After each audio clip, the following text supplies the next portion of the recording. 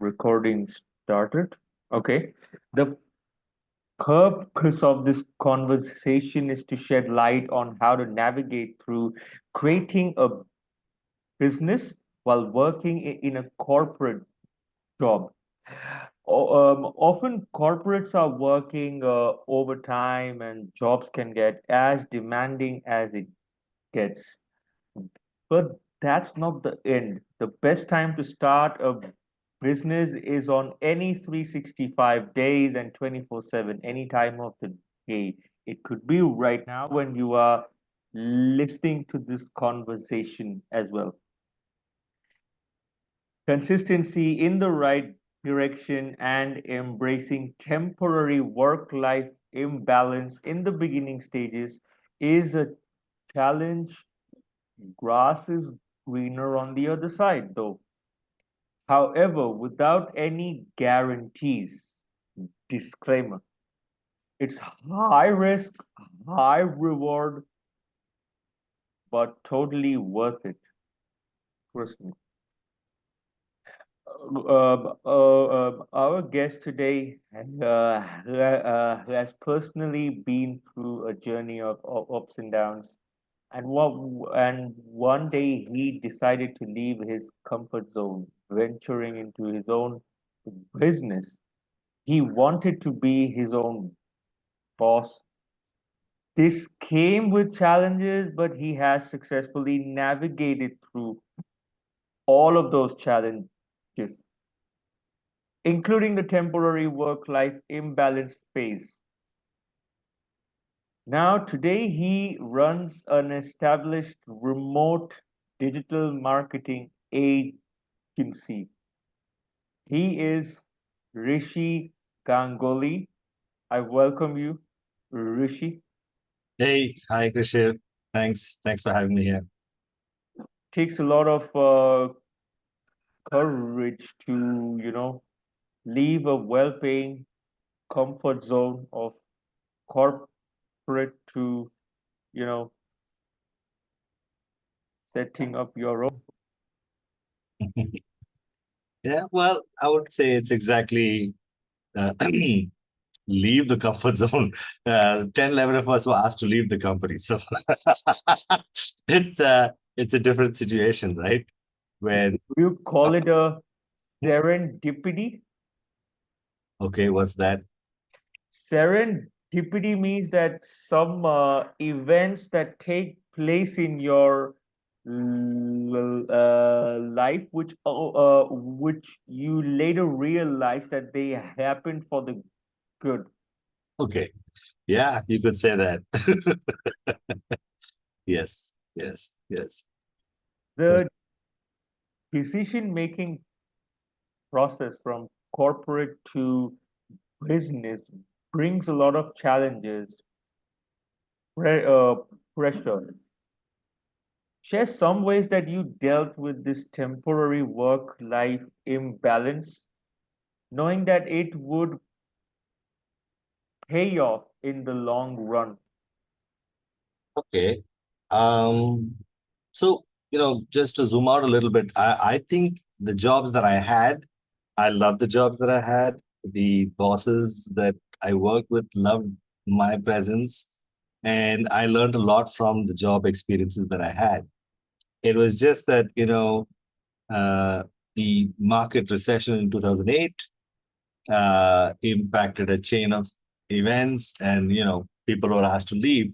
And so right after I left, it was like even the person who was heading the company I was working for earlier, right? He asked me if I wanted another job at another company, if I can help him get another job. And I just said, no, I want to relook at going back to working for a company. So it's like there was a shift in what I think is important. And it didn't matter that I had to earn less money, but being able to uh, be free to take the decisions and actions in your life that should not be dictated by a corporate structure. Now, this I think was the fundamental thing. Do I even want to be signing a company policy? do I want to agree to some terms and conditions that I might not really want to agree to, right? So I figured, let's leave the fact that I'm going to go for a so-called stable income, which will come on the first of every month, and let's just see what happens if I don't. What's the worst that can happen? And so it is scary, definitely, to do that. And there have been times when I'm like, shit, yeah, there's no money coming in this month. There are no potential leads, contracts that are going to close out, because I started off as a consultant trainer and then started work my own agency later. In fact, even right now, the way I run the agency is I don't pay a salary to anybody. It's like, what they call the gig economy, right? Everybody comes, a specific gig is opened up, I need experts to take care of that particular project, and they all get paid only if we get paid by the customer. And so there's a risk element for both me as well as the people who are, you know, working on getting that project executed. So I feel this is actually better, because it's more real. When you automatically, your bank account just on the first magically goes up, because you got a payday salary or whatever it is, it kind of, in my view, I don't know about others, but it kind of uh, puts people to sleep. It's like, I don't care, on the first of the month, the money's going to come in my bank anyway. So, and then of course, there's the pressure of always pleasing your boss, because, if I don't please him, then he might tell me to get out, and then I will have no job. And then that first of the month, the salary is not going to come in my bank account. So I think it goes two ways, right?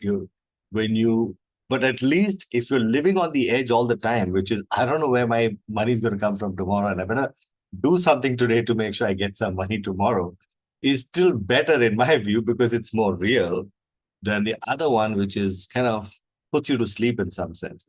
It kind of gets you used to, the first of the month the money is going to come, and then you start uh, taking things lightly, or you say, what, I'll buy this and I'll do an EMI, and you don't realize the trap you're getting into, because, hey, I don't know whether I'll be able to earn the money every month if the salary keeps coming in.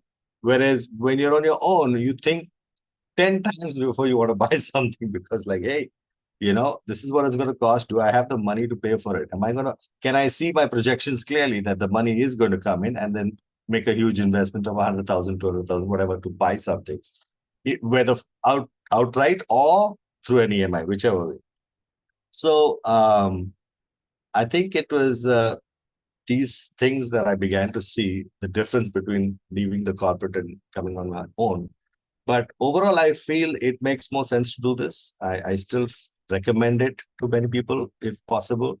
I can understand where in some situations, like a manufacturing unit, you need to be employed. But I think more and more, so for example, the food industry, car industry, if there's a manufacturing going on, you need people uh, to get a monthly salary. They come to work every day at this 9 a.m. and they go back at 5 p.m. And then it works because it's a factory that's going on. But otherwise, I think if there's any other type of work that doesn't require you to go to an office physically, like in our case, uh, just, I mean, we're doing great. I don't have to monitor anybody. Everybody is doing their job. They get paid only when the task is done. I think it makes a lot of sense to do that in today's day and age. And today we're good. Do you realize or that ultimately working for yourself, now I'm talking about financially, does it made do you think it made more sense weighing the finance and the amount of effort that goes in? So, so as far as finance goes, there are two aspects to that, right? Like, um, whatever money you make, are you able to live with that? Yeah, and I don't mean you cannot aspire to make more money. Sure, why not? Go aspire to make more money. But people tend to think in terms of an upward graph, and they keep increasing their comfort levels to manage with a higher income. In the event there's a crash in the market, Crash. and then people are like, hey, no, I don't want to spend, I don't want to say, hey, nobody's buying any services from me anymore. The question is, are you able to be comfortable with uh, the basics? And this is a mental understanding. I see a lot of people, they get trapped. They start making a lot of money in a salary job, and then they live their life based on that. And then in the event of a crash, when it comes down to, oh shit, now I can't do this, I can't do this, I can't do this, there's no money to do it. Are they willing to make the shift and live within their means? And this is where I think I'm glad it happened to me, because then I had to rethink of what is it that I really need. And a lot of people might need to look at that as a concept. So financially aspire for more, but be clear that things can change tomorrow. So you live with less also. So finance is not a problem of how much you make. It's about how much are you willing to live with and be happy. So, what has this journey so far? What has it taught you? Now, when you operate as a entrepreneur versus earlier where you were working as a corporate, what difference uh, can you see in your thinking apart from the financial aspect? So one of the things that why I feel this is better, because like say in the case of a corporate job, there is a boss. There's just one boss, right? Your manager, your whatever, the CEO of the company, and for some reason, if things don't work out, you have to look for another job, right? And you want to exit the company or whatever. In the case of being an entrepreneur, you have, like, say, 15 customers, 20 customers. So you still have a boss. Your customer is the boss now, not you don't have a boss to report to, but you have to service your customers' needs. But now with 15 clients or 20 clients or 30 clients, if two or three don't work out and they say, she's not working out, I don't think we want to pay you a retainer any longer for these services. I don't think it's working out, and I can exit it without a lot of grief or a lot of tension or stress, because I've got so many other bosses that are happy with the services that I'm working with. So in a sense, yeah, you still have a boss. It's not like, oh, I'm my own boss. No, that's bullshit. You have other bosses in the case of being an entrepreneur, but you don't have one. You have multiple, and so therefore, what are the saying that goes, right? Don't put your eggs all in one basket.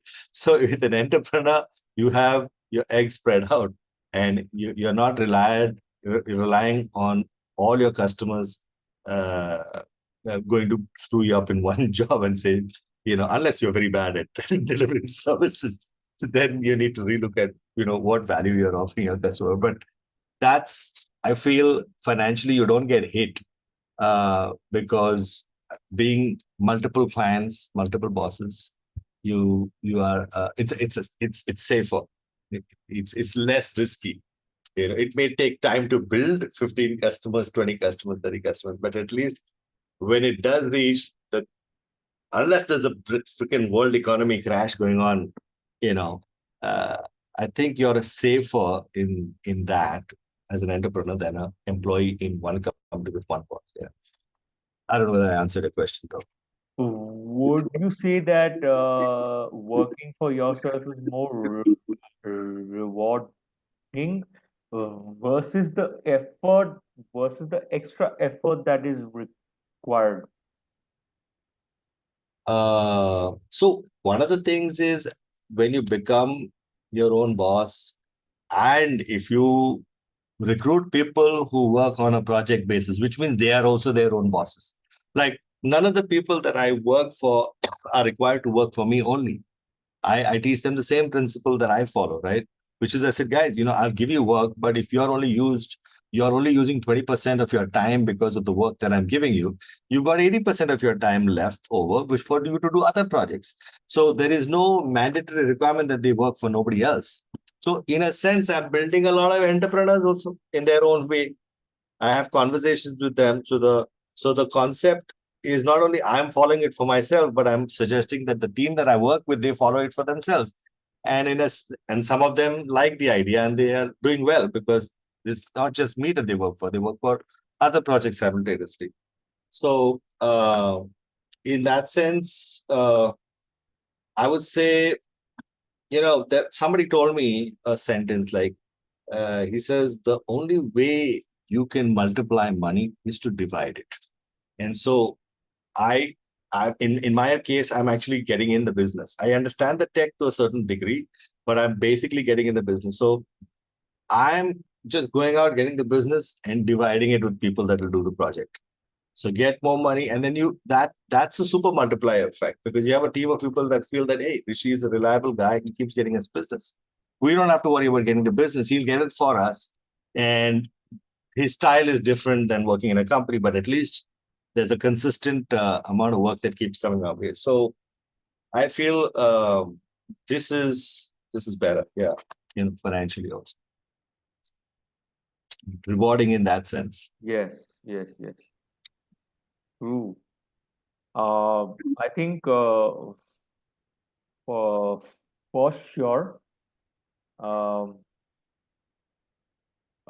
at the end of the day, it does give you more satisfaction compared to a job because you've got the liberty to navigate in whichever direction you feel is mindfully right for you.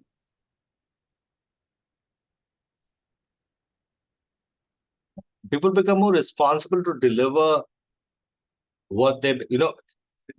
It's not about following instructions that your boss gave you.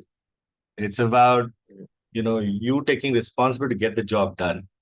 And that is where I feel when I see companies working and I see employees working, I'm like, oh my god, no work is getting done here because they're all waiting for instructions. I mean, it's not all the case, but a large percentage, at least 60-70% of people I notice when they're working in salaries jobs, boss will take care of it. If it's not being taken care of, he'll tell me I have to fix it. And here it's not a question of no, you fix it. You tell me when. I never tell people to give me things by a particular date. I just ask them when they will be able to get it done, and give it to me at that deadline that they give to me. So I just pass on the same information to the customer. Now, let's say they take way too long to get something done. Let's say something that can be done in 4 days. They're saying like, Rishi will take 10 days to get it done.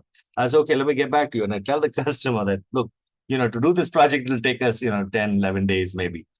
And the customer says, yeah, that's too late. I got to go somewhere else. Now we all take the hit, right? It's not just me take the hit. He takes the hit too. I take the hit too. We all take the hit together. Hey guys, we lost the order. Why? What happened? What you guys said 10 days, the customer needed it in 4. But Rishi, we can do it in 4. Then you should have said 4. So when it comes to the corporate thing, who do you think is to be blamed? That that work doesn't get done and everybody is just waiting for instructions. So this is where I in the last 1 year, this may not fit well with people, but I think it's got nothing to do with what education qualifications are or which college you went to at school or which training did you do. It's not about skill development. It's about you know who you are as a person, and you have it's like people, I'm looking at similar backgrounds and I'm like, why is this person so freaking awesome? And these other three are just no way close. They have the same education background, they have the same space they live in. What is it? Genetics? Is it past life karmas?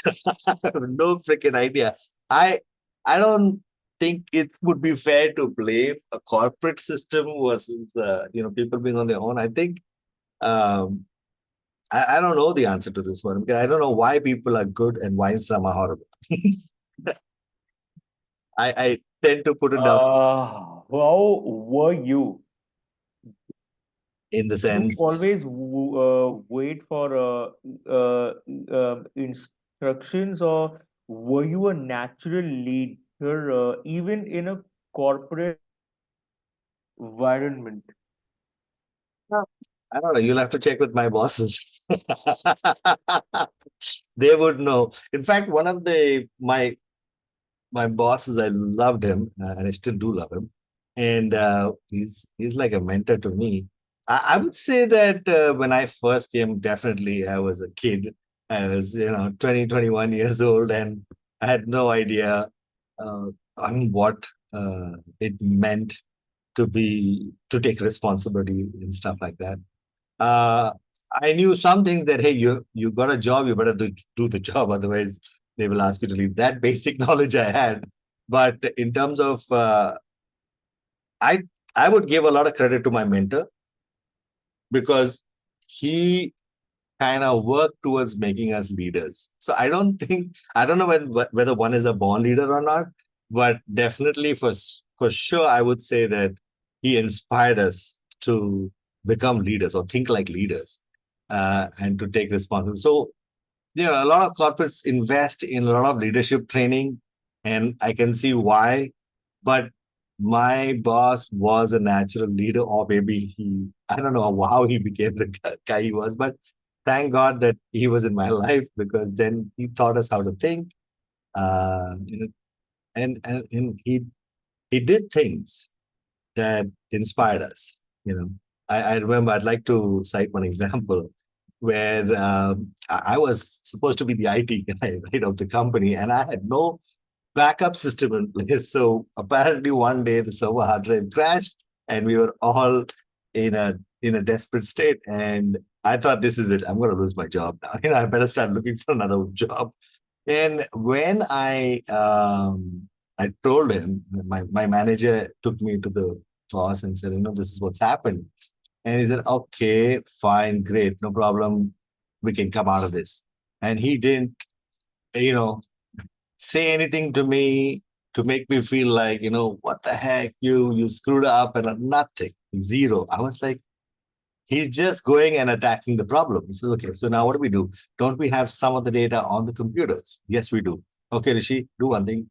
Try to collect all the team members and get all the data together. Get a new hard drive, put a backup system, blah, blah, blah, blah, blah. He just took action items. He just said, let's get this problem solved. And it took us 6 days. I was in the office for 6 days trying to get all the data back up. And I did it. And then he said, okay, Rishi, now, do we have a system which will not fail us in the future now? Do we have the backup? Do we have I said, yes, everything. And even the last day, I remember, he brought dinner from his house. He stayed close to the house. He brought dinner from the house. And we were setting up the last few computers in the night. And he was cracking jokes and we were laughing. And it was just amazing. And I was like, this guy owns the company. Why is he spending a night in the office when it is my screw up? And he took out the trouble to spend that time. And then after that, for me, it was like, this guy's amazing. I'm going to work for this guy always. And I worked with him for 11 years, like really a long period. But I think leadership was something that I learned from him. And I think that leadership is today helping you in your existing business. I think leadership is something, either it comes naturally, but I feel that a lot of times you can also develop that. Yeah. And I think leadership begins with the first step. So I think the first step, when you take responsibility for yourself and your actions, you're automatically a leader of yourself. So when you tell yourself what you want to do and you get it done, only then you can do that with others, with your team. Yes, that's very well. You put it very well. Very nice. Yes, that's accurate. Because often I see people who can manage others, but they can't manage their own thoughts and emotions. What role do you think mental health has when it comes to running a business and into leadership? So, And what do you do for keeping a healthy mind? so of course, one has to be mentally fit, healthy. Uh, I don't think I specifically do something. I think I should do a lot more to be healthier, whether it is my diet or my physical activity. I don't. I always feel I'm falling short on that. Um, uh, but how does that impact? I think it's different for different people because, and also different people have different goals and agendas in their life as to how much they want, how big a company they want to run, how many people they want to lead. So it's a very broad question, and I don't think there's like a one answer fits it. My particular thing, as I mentioned, I can always do better if for mental and physical health, but I'm not doing it. I have to admit that that's the scene.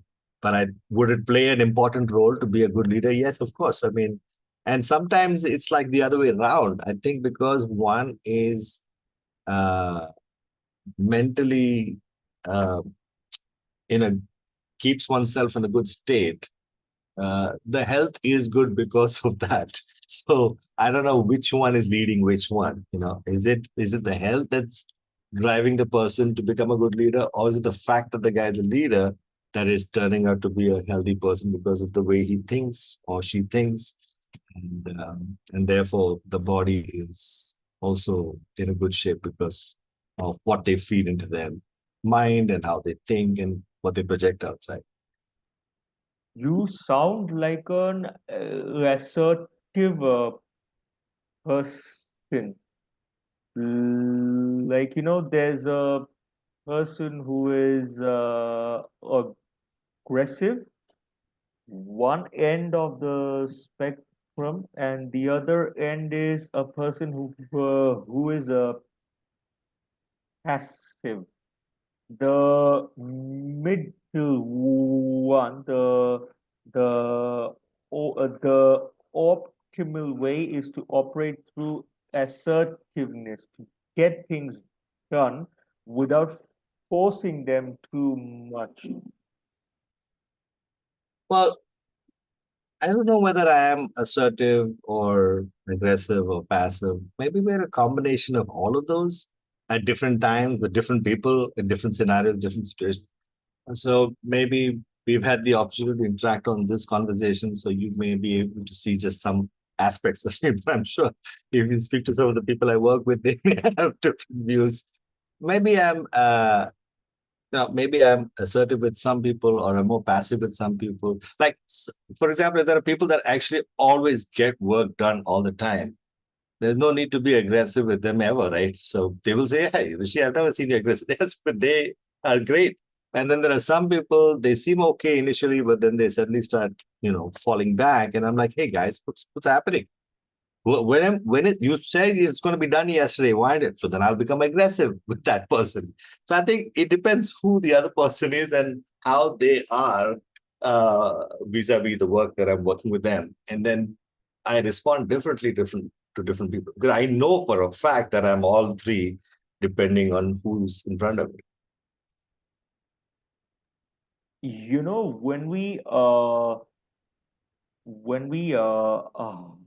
hire a team, when we look into integrating more people, there are lots of things that we need to take into account apart from the CV, and the dressing and the grooming. What do you focus on when you are looking out for more team members? What are the characteristics? What are the subtle nuances that you look for that tell you whether this person is a good fit for your team or not? Right. So I think between the right attitude and skills, I would say I would focus 20% on skills and 80% on the attitude of the person. Because if the person has less skills but a good attitude, then because of the good attitude, he will develop the skills needed to get the job done. Whereas if the person is like 80%, I'm this, I'm that, I'm good at this, I'm good at that, and his attitude sucks. I'm not saying it's normally always the same. It could be a 50-50, right? It could be like he's got a good attitude and good skills as well, both.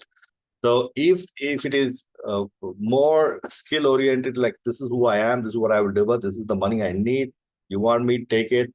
And if he or she comes across with an attitude that I might find challenging to deal with because he already feels he knows everything, or she feels already that she knows everything, then it may be like, it might be tough to work with a person. But it's too, I mean, I can't make it a general statement.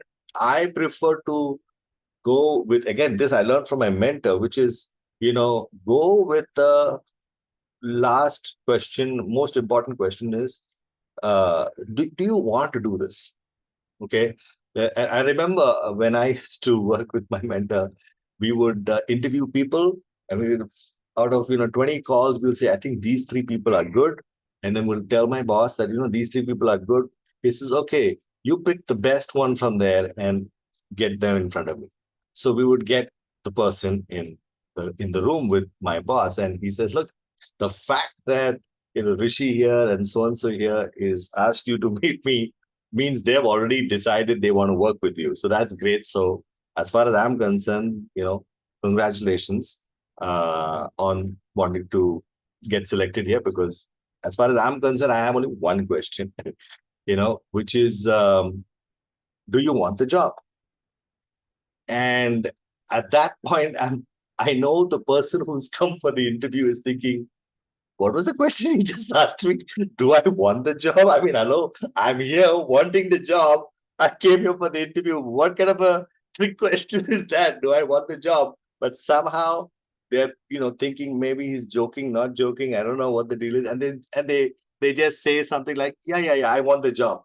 This is terrific. Because the only qualification that I need is that you must want to do the job. If you want to do this job, you got it. And they like smile, have no idea what that really means. Because here's the thing that happens, right? After 2-3 months of the person working in the company, if the person starts whining and complaining about this, that, and the other, we go back to the drawing board and say, hey, you remember when you first came here for the job, you said you wanted the job. Do you still want the job? And they're like, what? No, we asked you, right? You're complaining about the job right now. That's why we asked you, do you still want the job? Because you can only have this job if you want it.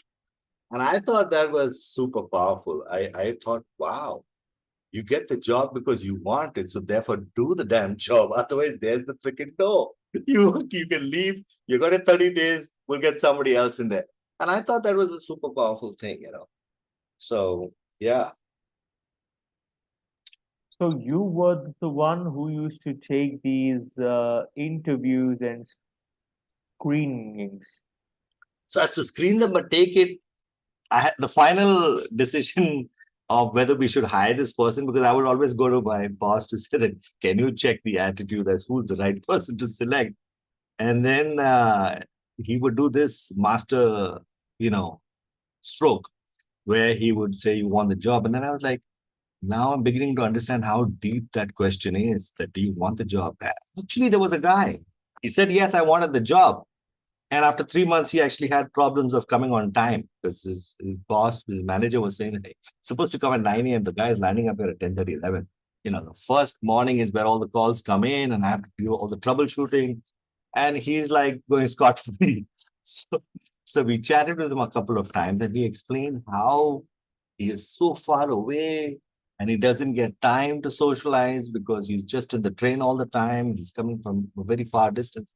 And then I said, hey, looks like, what you're saying is it is a bummer to come all the way from where you stay to this office at 9 a.m. in the morning.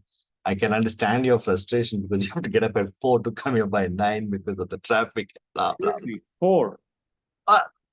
He I asked him, right, how much time do you need for breakfast and bath and get a rickshaw or get a bus and come. He says, I can't come by rickshaw, I have to come by bus. So when we did all the timings, it turned out he had to get up at 4 to start coming here by 9 because of the distance and the sort of super fast and the fast train, and he has to travel all kinds of crap, right? I mean, I figured that he realized that it's a bummer to work in the company because it's not worth traveling that distance to come to that office. I said, maybe you should go something that's more within a 5 kilometer radius. Look for a job, look for a company in there. And you know what? In a month's time, he actually did that. He said, Rishi, that talk you had with me, whether I really want this job. Because he says, when I asked him, I said, do you want to work in this company?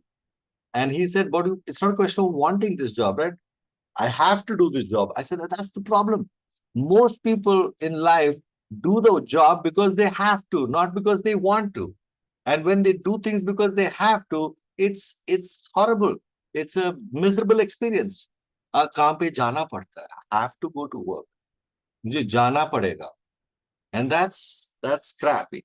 But if they do it because they want to, they're looking forward to doing it, then it's a completely different, way to enjoy one's life in a in a work environment. Yeah, I mean, that is a very simple but a very profound question. Yeah. And what did you do when, let's say, 2 or 3 people say, yes, I want the job? Then what? Because you only got vacancy for one. So then what was the next question? Was it, why do you want the job, or did you ask any other questions? No, so the way it worked was that my boss would always say, you guys select. If you've got three candidates, you select the one you want. So then we would go with the one we thought we would like to go for, and then put that person in front, and then it ask this question. So there was no follow-up question after that. So he made us decide from the multiple candidates, he made us decide, pick one. If you had to pick one, who would you pick? So So it was more of a democratic way of, you guys take the last call, you vote among yourselves, and basically that's a very unique that's a very unique way. I think it should be replicated in other organizations as well. Hey, I'm really enjoying this conversation. Personally, it's been a learning experience. Do you want to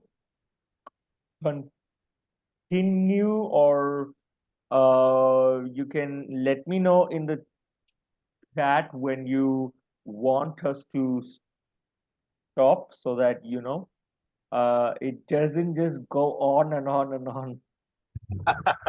no, I'm okay. I have time. I allocated 1 hour extra just to do nothing, to recover from conversations typically. And that's what I do whenever I do webinars. I have a 30-minute before, 30-minute after chill time. Still Um, time, yes, yes, yes. yeah. But yeah, I'm Do okay. you enjoy when young people ask you such questions? Yeah, why not? Absolutely. It is great. It makes me feel that, um, people are thinking, and that's great. And I sometimes wonder, how is it that they've come up to ask such questions? What has caused them to arrive at asking such questions? And I keep wondering, and I don't know the answer to that. I don't know how some young people are asking profound questions while others are just like waiting for instructions and just tell us what to do. And they don't have questions, because I believe this is again my mentor said that when people ask questions, then they are going to do something with that. When people don't ask me questions, I'm worried. Are they understanding what I'm saying? Are they processing what I'm saying? And I got a one time this person asked me a question uh, about the business, and why this, why that, and the other person is not asking me questions, and I was concerned about why is only this person asking me questions, and why is the other one not interested. So I told the person who introduced me to this person, saying that she's not asking questions, the other girl is asking questions. And the response I got back via the friend was that because the person already knows it. So therefore, they're not asking the question. I said, oh, okay. That's a possibility. They're not asking questions because they already know it. But somehow I was like, I doubt that person knows what's happening. So I actually did a test, and this is something brand new, right? So I said, here I'm working on this and I've come up with this draft. Take a look at this draft. And they both of them are looking at it. And I asked the one that's supposed to know everything, right? So I said, hey, what should we fill in this section? Or what do you think this means? The person looked at it, read it, like, I have no idea. I said, okay, great, no problem. You don't know because you don't know, right? That's okay. Then I asked the other person who asked a lot of questions. I said, what do you think should be filled in this gap here? And then she read the sentence and she said, is it this? I said, absolutely. I said, how did you figure this out? She said, because, I think this is the agency and this is that and blah, blah, blah. I said, so I never told you this. I never told both of you this thing. But why is it that you figured it out? So that's when I realized that, people who are asking questions, they really want to know, they want to learn, and they want to know more. Whereas people who don't ask questions are just waiting for instructions. And Uh, I think by default, especially when one is younger, there are questions that one might want to ask. And so it's good to see questions being asked. I think it's great. What do you think the young people who are younger than you, the next generation, what do they lack that you had in terms of the person, the characteristics? No, I What do we lack that you had that we should maybe acquire from your generation or maybe Gen X? I don't know the terms and I don't know the generation ages and all of that stuff, but it's not like that. I don't feel it is generation specific. As I said, there are younger people that I learn from. Okay, there are things that I feel like, wow, I didn't know about this. It's not about generation. I think it's way beyond that. I don't know. Some people are more into. I don't know the reason why some people are more aware, more tuned in, more intelligent. So I don't see that as like, oh, I'm 51 years old. You should learn from me. And, nothing like that. I don't think it's an age thing. I think I can learn from people that are younger than me. I'm learning even right now. I mean, there's new stuff. AI technology is new, right? I'm like, okay, go read up about it, learn about it, watch videos. You have to learn. There's always new tech. I can't just say that now I'm older, I know more. So listen to me. That's complete bull crap. I don't agree with that. So there's nothing that I think I have that younger generations don't have. I think we're all living in this day and age. There may be some experiences I might have which you may not have had, or there might be some experiences that you might have that I don't have. Either way, we're learning. Like, for example, younger generations are accessing information that we never accessed when we were their age, right? I mean, thanks to the internet with the information available, they don't have to wait to get the information. They don't have to learn it from somebody. They got it. It's just there, out there, you know.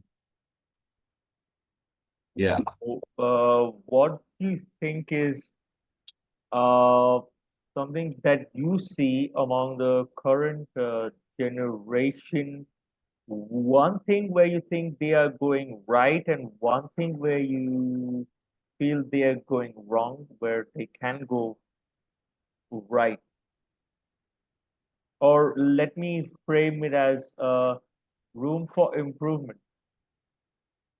Um,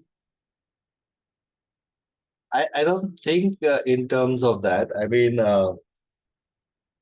situations were different for my father's day and age, was different for my day and age. My children are in a different. So things are different. There are some fundamental truths that are timeless. I mean, no matter what time it is, there are some fundamental values, truths that don't really change much. But uh, it would be hard to, be able to put something on that. I don't really have a response to that.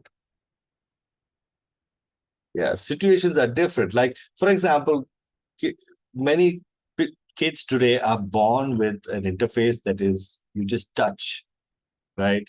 Uh, we just about got into this typing thing. Prior to that generation, not people never used to type on keyboard. There was no type. There were typewriters, but not everybody bothered to have a Only typewriter. the lawyers at that. Maybe. So the point is that new things becoming available are changing them or exposing them to information in a very different way, which is having its own effect. So I don't think I can generalize on such. It's like somebody said that, depending on which way you write, like from left to right or from right to left or top to bottom, will make you think differently. So you know, I don't think it's specific to, yeah, I don't know whether I responded to your question. Yeah, I think so. Can I share my thoughts? Yeah, please. One thing that I feel is I meet a lot of people who are facing at some point some mental health block just because uh, you know access to information is quick. There's a false sense of notion that everything in life needs to be quick, Oh, yeah. but when it comes to career development, everything, it can take time. But I think it's that lack of patience. Right. Yeah, What sure. do you feel? Yeah, no, makes sense a lot. And yes, I think it does play a role that if everything is quick, everything should happen quickly no matter what. And but the beauty is, life is will teach people. So whether you are patient or not, uh, you will I don't want to say suffer the consequences, but you will learn. There is no shortcut to learning it. You know, to become patient is something you'll have to become in the given situation. You may fret about it. You might say, "Why is this not happening fast enough? If this happens fast enough, why did this take so much long?" Yeah, you know, go ahead, get frustrated, stress yourself out, and when you stress yourself out, beauty is life will teach you anyway. It'll bring you back. And if you don't, and you keep going down, then you get a harder hit to come back and say, chill, take it easy, be patient. Things will happen. Like one of the things I think is which cause a lot of stress is the whole thing about targets, right? I mean, you have to meet these targets. Okay? How can I meet the target if I'm gonna do the work, right, to get the targets, And it's possible that people A may not need what it is that I'm offering. So how do I meet the target if, you know, okay, you can do all kinds of things like figure out how to find the right audience to buy what you want to sell them and still pitch to them. But how can one guarantee that somebody will buy what you have to offer or not? You can learn all kinds of techniques and strategies and ways to talk to get people to feel like they should need it and they should buy it because it's going to be better for them. But you could learn those techniques and strategies, but people will buy when they want to buy it, when they feel there is A, they must have the money, and B, they will see value in what it is that they're buying. So this target meeting is like always a very uh, cause for stress. I know there are some people that sell amazing, over exceed their targets because that's why I say there are some people that are brilliant. I don't know how, why, and some people that are not, and that's the way life is. So, along with that, what I feel is the young generation just lacks attention span. The attention span has reduced a lot. Mhm. So I Yeah, think more than half the time, people are preoccupied in their 60,000 thoughts. The term that is used, that there are 60,000 thoughts.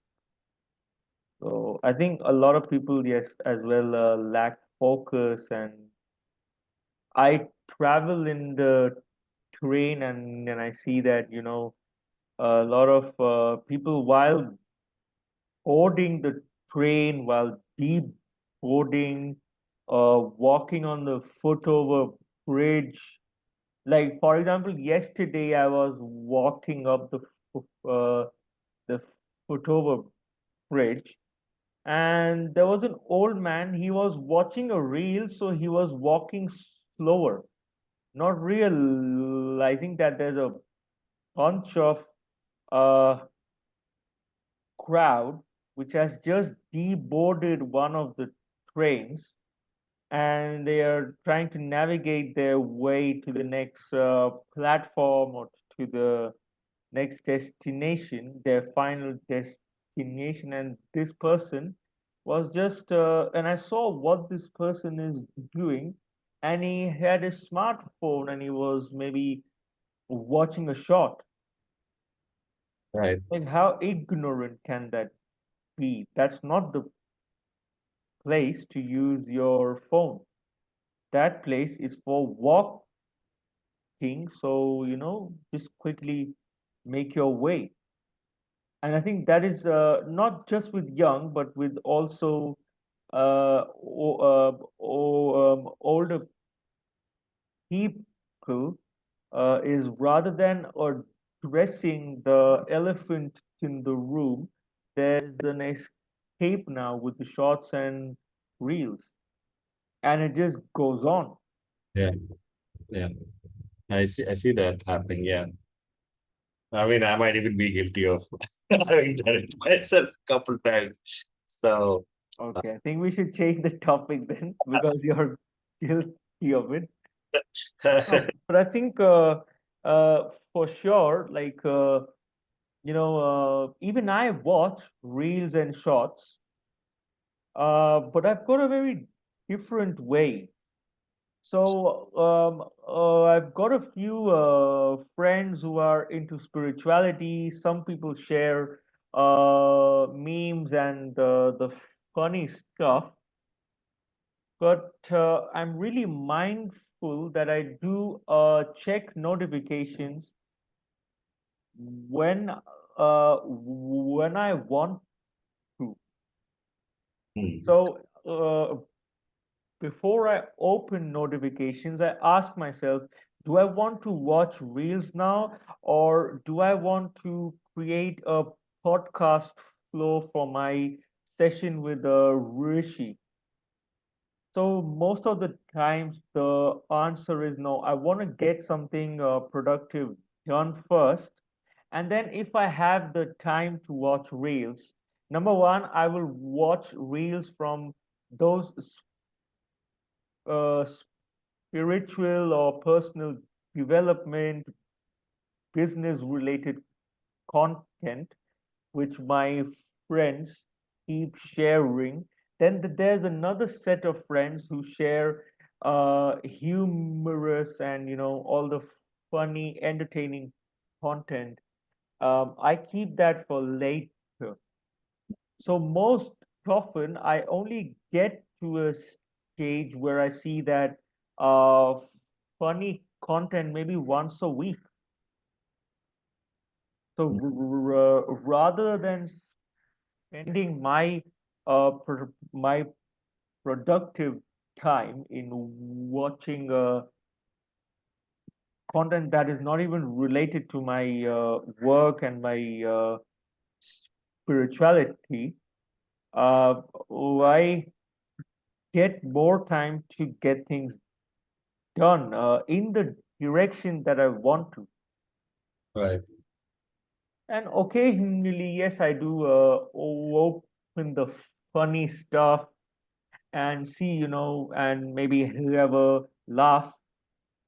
And yeah, so that is the way, the, that is what that's the way that I have mindfully balanced my meaningful content with the uh, funny one laugh of content. Yeah. So I think this mindfulness is also what a lot of young people uh, might be, you know, might be lacking. Yeah. um, that's the thing about the way they develop this content now. I don't know whether it's young people, middle-aged people, or old people. I think the content is like that. There was one guy that used to make videos very, very fast, and he explained to people that he says, why do you make it in 20 seconds? Why do you take 15 seconds to show this how to do something? He makes how to videos in 15, 20, 30 seconds, and he covers it all. It's like super fast edited. And he says that's the thing. People today, they don't have the attention span to take their time to watch something like I'm sure people, I don't know how many people have dropped off by now watching this video because it is got such a lot of content and so many concepts and views. You I know, swear, Rishi, that my agenda is that even if one person stays till this point, yeah, even if one, I'm keeping my expectations very reasonable based on my knowledge of the society that we live in. Even if this one person is sticking around, we are already at 58 minutes or so, I suppose, then it means that this person really wants to learn and grow. And if we can facilitate, then, the purpose is already fulfilled. yeah, nice. And maybe some people might choose to, or maybe you and your team find something worthwhile from this session. You decide to make shorts and reels and share them on social media. Right, Rishi will get very famous, obviously, but it's more about the value that uh, we are trying to give to the viewers. right, true. I mean, we could make normal content. You've got a family. You could make a reel with them, which is more based on entertainment. But no, we have consciously chosen to share some knowledge, and moreover, this session is more of a experience-based session. We're not really discussing too much of theory because theory is already there. We are sharing the real life experience of running a business after having worked in a corporate for 9 or 10 years. You worked for 10? No, it's about from 2009 is when I lost my job. So it's about 15 years. Okay, okay. Okay, okay. So you worked for 15 years. So you clearly know what the corporate world is like. Yeah, I worked And in now you're into your, yeah, yes, corporate world. I started working in 93 to 2009. So that's also about more than 16 years. 15 years. Yeah. Yes. Wow.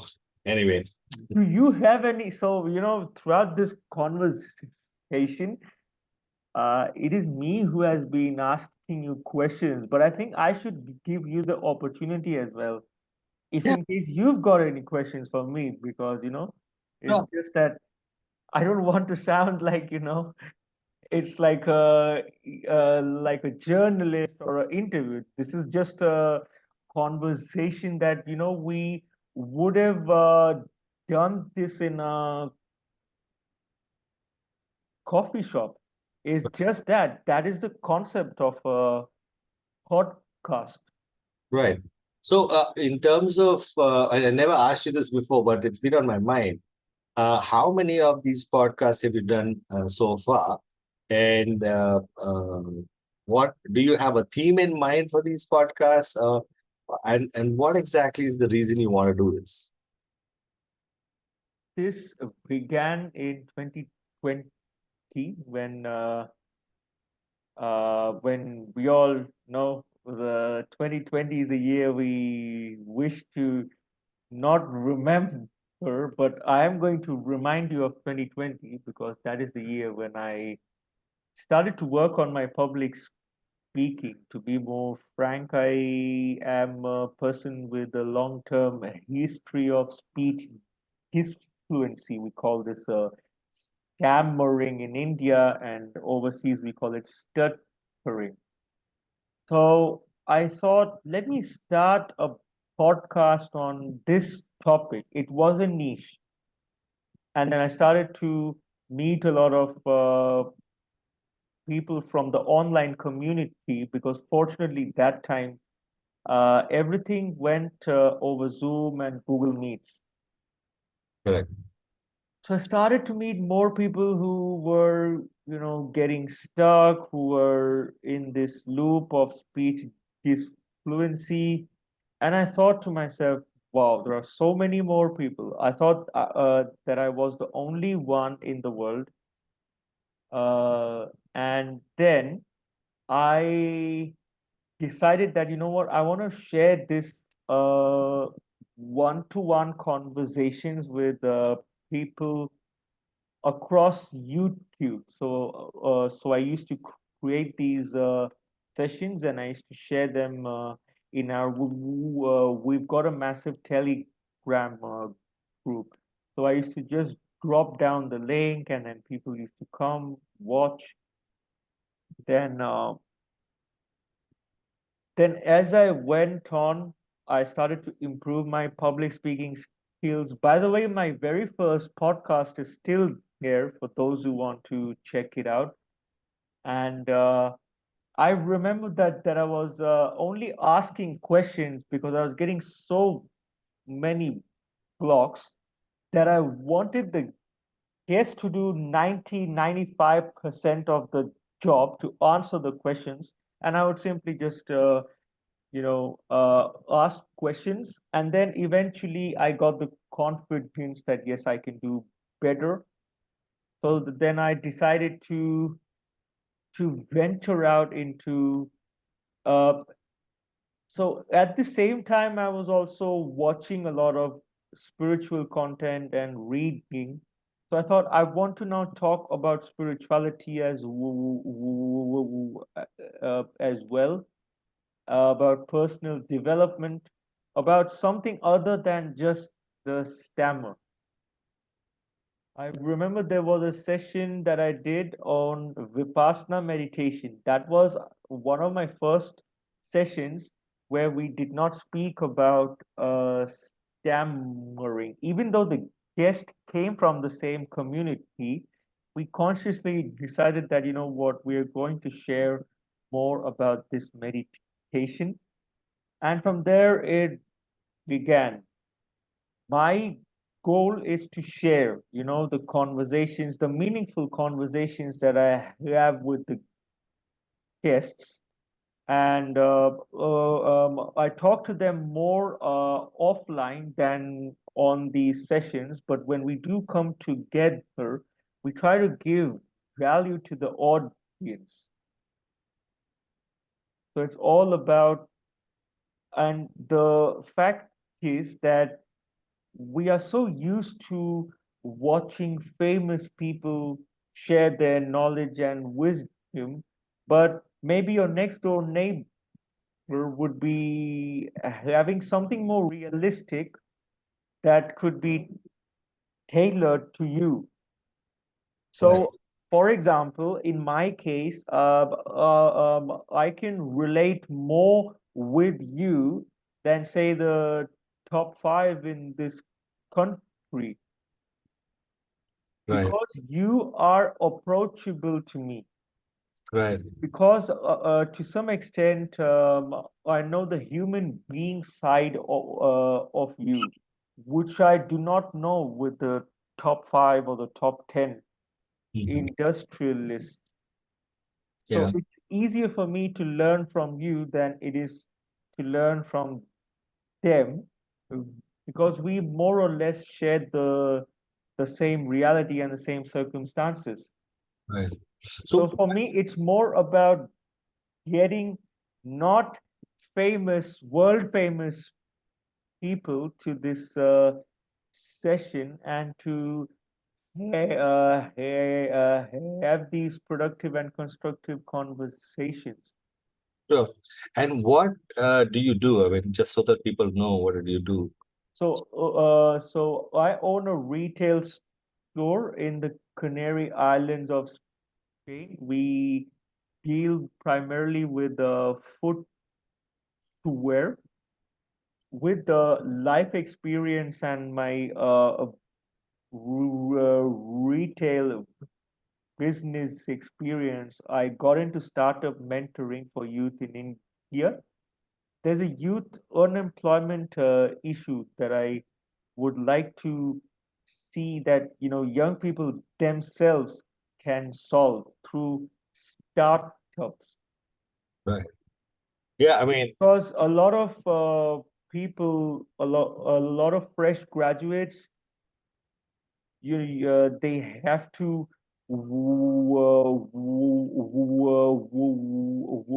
wait a long time to get a job, and sometimes that job is not even a part of what they have actually done. And the other reason is, the more important reason is that, why should an innovator look for a job? Why not give that support that, you are one of the few people who can actually innovate. You just need mentoring, grooming, motivation, and so that's the goal. nice. And uh, are you in the Canary Islands or going back to the Canary I'm Islands? going back soon. Okay. And Yeah. you are here now for how long in India? I'm here for another month. And you've been here for how long? I came here in Jan 2023 for my dentals, and it's been just taking ages. Okay. So because of that, fortunately, I have been to a lot of networking events, and went out. I spoke to people. Uh, a few people I met, just like you. We met on LinkedIn, and I saw your profile, and we started to chat. So, because of going to these networking events, one, I got to refine my public speaking skills because I remember the first networking event that I went to in this last 1 year was back in July 2023, and I was completely blank. So if you met me socially, I would talk to you and we would have a good conversation. But the minute I entered that room, I just went blank. And the 30-second elevator pitch and everything. So I knew that this skill of networking needs to be built. It was actually no rocket science. Basically, I was just a bit more nervous because this is a more professional environment. So I have to appear like a very professional and achieved person, which when I reflect back to it, it was a very inauthentic. Right. Yeah, so now I walk into a room and I'm more authentic. When people start to ask me specific questions, if I don't know the answer, then most often I say, so when I meet suppliers and they ask me specific questions, so what are you looking for? Rather than getting nervous, I'm like, you tell me, what do you have to offer? Nice. So that confidence is something that took quite some time, and when I say this, that you tell me what do you have to offer, actually, I'm being authentic to myself and to the other. That what, I'll be honest, I don't know. You tell me, and then we will talk about it and we'll decide. Mm. Interesting. I saw your message, so yeah. Do you have any other questions, or do you think we should Just one. I'm call it just a wrap? Yeah, sure, sure. retail store is running right now, or it's shut down while you're It's here. running. So it's a family business. Okay. Now, usually, what I see is that I know a lot of my friends who work in the corporate. They need to take out time for their uh, family. No matter where we are, every evening we all gather at the store and we chill, the whole family. So Nice. we get our, so we basically spend the evening hours together in the store, and yeah, then we uh, close up by 10 10 in the 10 in the evening, and then we drive back home together. So we have a good work life family balance that way, that regardless, even if we are not able to see each other between 9 and what, 5 or 6, we know that by 7 or 8 o'clock we're still going to spend 2 to 3 hours together, and we are so chilled. We sometimes watch TV in the shop if Mhm. it's not really busy and if it's quiet. Right. Interesting. Uh, Thanks so much for sharing that. Good to know that the retail store is right now operational with the family business. Absolutely, yes, yes, yes. And vibe that I got from you is that even you're a very chilled out person. You gave me a vibe that my neighbors in the Canary Islands give. I mean, I've been to Rishikesh, and yeah, you give me that vibe, and that's not very common in a city like Mumbai, where everyone is in a rush, and everybody's just running for the sake of running, not because they want to. As you mentioned, people are doing things just because, They have to. for the sake of, because they have to.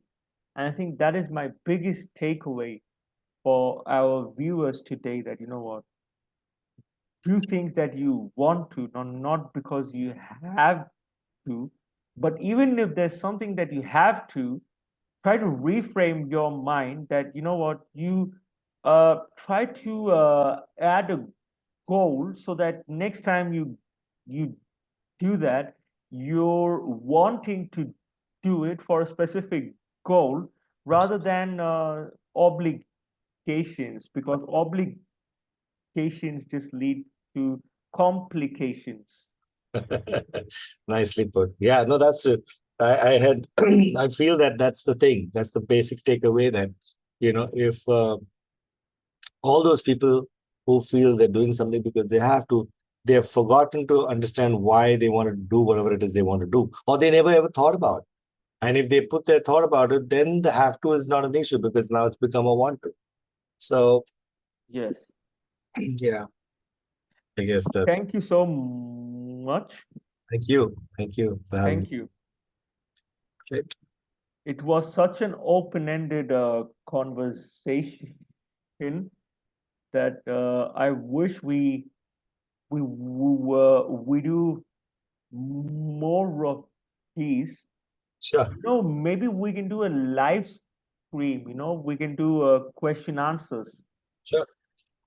That sounds good. for Let's do sure. it next. Okay. Thank you so much. Take care, buddy. Bye bye.